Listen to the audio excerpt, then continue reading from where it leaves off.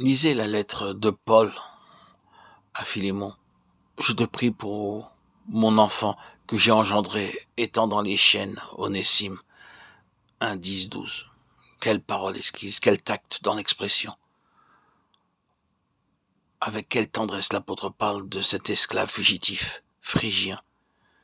Il l'a amené à Christ, il a prié pour lui jusqu'à ce que Christ fût formé en lui. Aussi maintenant Onésime est pour lui un fils.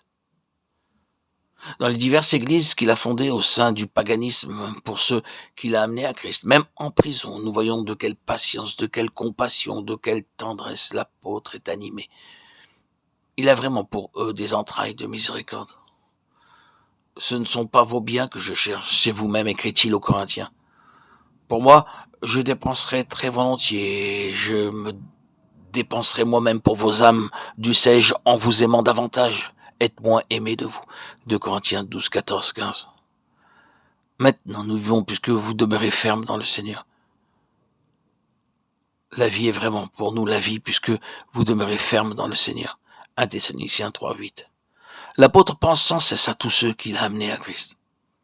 Il prie sans cesse pour eux, comme un père pour ses enfants. 10 000 maîtres, oui, mais les pères ne sont pas nombreux. Ils sont peu nombreux ceux qui consentent à la souffrance pour les autres, à porter dans leur cœur le fardeau de leurs besoins, à éprouver de l'angoisse pour leur âme, à verser des larmes. Dirons-nous que le langage de l'apôtre était exagéré? Certes non, car dans la communion avec Dieu et avec son Fils, Jésus-Christ, il a entendu le grand soupir de la création en son cœur. Il a ressenti l'immense douleur, l'angoisse des âmes sans Dieu dans le monde, sans sauveur.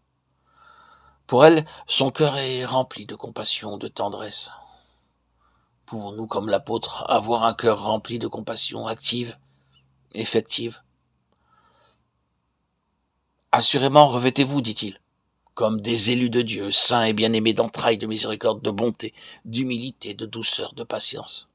Colossiens 3,12.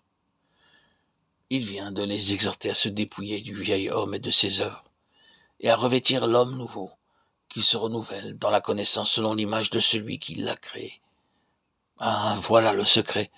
Le vieil homme a été crucifié, la croix du calvaire est l'endroit de la bénédiction. Là tombe toute étroitesse, toutes ces barrières dressées par ce qui est terrestre. Là est dépouillée cette vie égoïste qui cherche la satisfaction du moi, qui ramène tout à soi. Ensuite,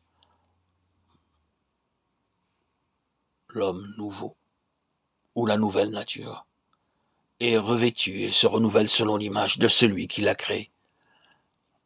Là, plus de distinction terrestre, plus de division, de séparation. Christ est tout en tous.